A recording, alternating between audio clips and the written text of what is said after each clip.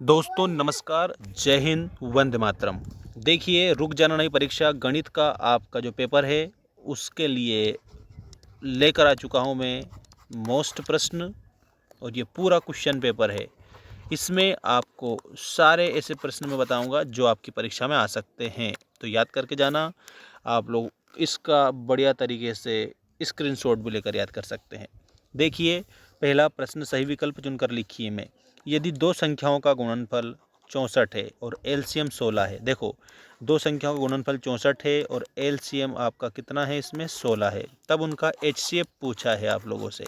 तो एचसीएफ कितना हो जाएगा, तो 16 में हम 4 का भाग देते हैं तो कितना आ जाता है, मतलब कि 64 में हम भाग देते हैं 16, चूँकि 64 16 का भाग हम 64 में देते हैं तो 4 आता है। दैट्स मीन आपका उत्तर हो जाएगा 4। 4 करेक्ट आंसर हो जाएगा। ये एचसीएफ है। ठीक है। अगला देखो, यदि अल्फा बीटा और वाई त्रिघात बहुपद, त्रिघात का मतलब जिसकी घात 3 हो, तो त्रिघात बहुपद A X cube plus B X square plus C X plus D, ठीक है ना, यहाँ पर ये इक्वेशन दी है आपको। अब इसमें पूछा क्या है, ये त्रिघात बहुपद है, इसके शून्य का अल्फा बीटा और वाई हो, तो इसमें आपका करेक्ट आंसर माइनस बी बटा ए हो जाएगा। माइनस बी बटे ए विल बी करेक्ट आंसर। ठीक है, तो ऑप्शन नंबर बी करेक्ट है। रेखिक समीकरण युग्म a1x plus b1y plus c1 बराबर 0 और a2x plus b2y plus c2 बराबर 0 संगत रेखाएं हैं, तब किस प्रकार की होगी ये, तो प्रतिच्छेदी अथवा संपाती हो जाएगी। ठीक है, तो आंसर में आपको प्रतिच्छेदी अथवा संपाती याद रखना है।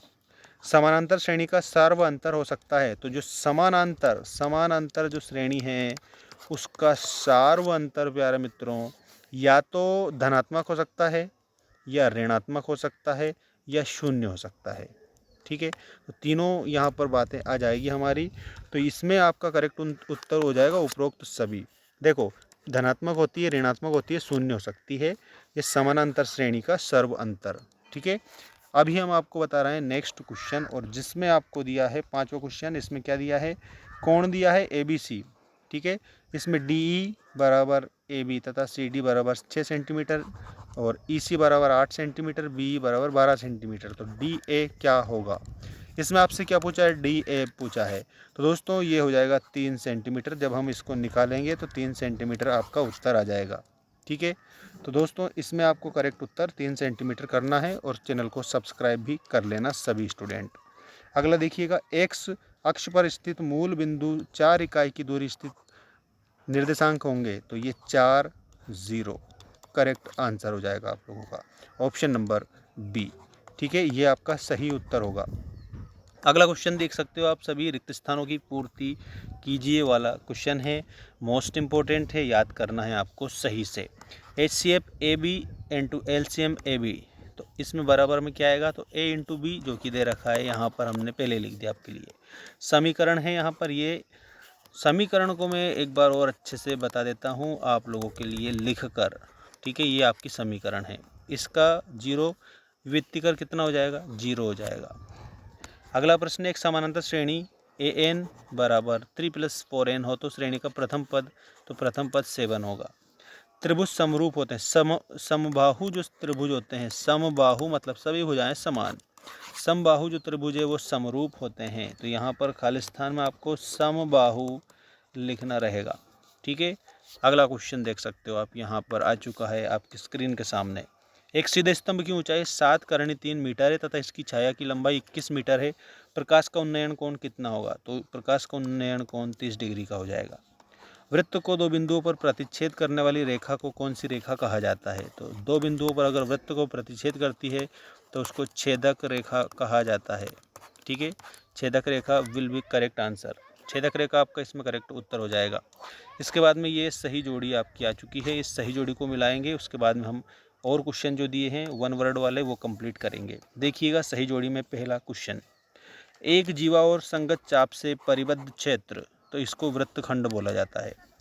44 मीटर परिधि वाले वृत्त की त्रिज्या कितनी होगी, तो 7 आपका इसमें करेक्ट उत्तर होगा। निश्चित घटना की जो प्रायिकता है वो कितनी होती है, तो 1 होती है। करणी 1 - कोस स्क्वायर ए, इसका करेक्ट आंसर क्या हो जाएगा, और वो हो जाएगा साइन ए। इसको हम पूरा यहाँ करेंगे। कोस 45 डिग्री, तो इसका आपको 1/2 1/2 tan 60 डिग्री, तो tan 60 डिग्री में आप जाएंगे करनी 3 पर।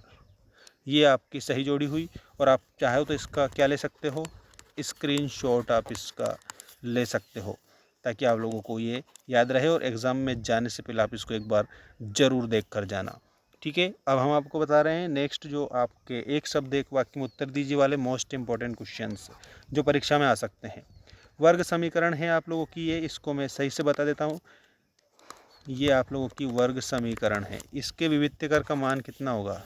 ठीक है दोस्तों, इसके विविधीकर का जो मान है वो 69 होगा। समकोण त्रिभुज में सबसे बड़ी भुजा कौन सी होती है। देखो, अगर समकोण त्रिभुज है तो जो कर्ण है वो सबसे बड़ी भुजा होती है, तो कर्ण आपको उत्तर में याद रखना रहेगा। ठीक है, एक वृत्त पर कितनी स्पर्श रेखाएं खींची जा सकती है, तो एक वृत्त पर अनंत स्पर्श रेखाएं खींची जा सकती है, तो आप लोगों को क्या लिखना रहेगा, अनंत लिखना रहेगा। अब हम बता रहे हैं y अक्ष पर स्थित बिंदु के निर्देशांक किस रूप में होते हैं, तो 0 और y इस रूप में होते हैं। घनाभ का संपूर्ण पृष्ठफल का क्षेत्र में आपको सूत्र बता देना है। ये रहा आपका पूरा सूत्र जो कि हमने इक्वेशन के तौर पर यहाँ पर पहले ही लिख दिया था। ठीक है ना। और 2 4 8 7 5 4 9 6 7 1 7 का बहुलक कितना होगा, 7 होगा, क्योंकि यहाँ पर एक बार ही आ गया है, एक बार यहाँ गया, एक बार यहाँ पर आ गया है, मतलब ज़्यादा बार जो संख्या आती है, ठीक है, तो वो बहुलक होती है। तो यहाँ 7 अधिक बार आया है, इसका मतलब बहुत बार आया है, जो बहुत बार आता है उसको बहुलक बोला जाता है। That's mean 7 will be the correct answer. ठीक है, और अब हम देखेंगे सही गलत लिखिए वाले क्वेश्चन आंसर, जिसमें सही भी दिया है आपको और गलत भी दिया है। किसी बिंदु की कोटि 0 है तब वह x अक्ष पर स्थित होगा, दिस इज़ वेरी करेक्ट। इसका मतलब आप यहाँ पर राइट लिखेंगे। एक द्विघात समीकरण के एक से अधिक मूल हो सकते हैं, बिल्कुल एक से अधिक मूल हो सकते हैं, इसका मतलब ये भी सही है। 3 और 5 का समानांतर माध्य 4 है, देखते हैं 4 है कैसे। अगर मान लीजिए 4 है तो वो कैसे होना चाहिए। 3 + 1 हम करेंगे तो 4 हो जाएगा, और इसके अलावा अगर 5 - 1 करेंगे तो 4 हो जाएगा। इसका मतलब दोनों में समान अंतर यहाँ पर दिया गया है, तो 4 विल भी करेक्ट आंसर। इसका मतलब ये आपका कैसा हो जाएगा, सत्य हो जाएगा, ये आपका करेक्ट है। इसके बाद में यदि सूर्य का उन्नयन कोण 45 डिग्री का हो, किसी मीनार की लंबाई उसकी छाया के बराबर होगी, तो ये आप लोगों का करेक्ट है। ठीक है, और इसके बाद में एक किनारे पर बेलनाकार बनाई गई पेंसिल एक शंकु और एक बेलन का संयोजन है, तो इसमें भी ये भी आप लोगों का सही होगा। ऐसी घटना जिसका घटित होना संभव है असंभव घटना कहलाती है, ये असत्य होगा, क्योंकि अगर जिस घटना संभव होता है तो वो असंभव घटना नहीं, वो संभव घटना कहलाती है। ठीक है, तो यहाँ पर उन्होंने असंभव घटना बता रखा है, इसका मतलब ये गलत है, तो यहाँ पर आपको असत्य बताना है। बाकी नेक्स्ट जो वीडियो है बहुत जल्द आने वाला है, चैनल को आप सब्सक्राइब करके रखेंगे।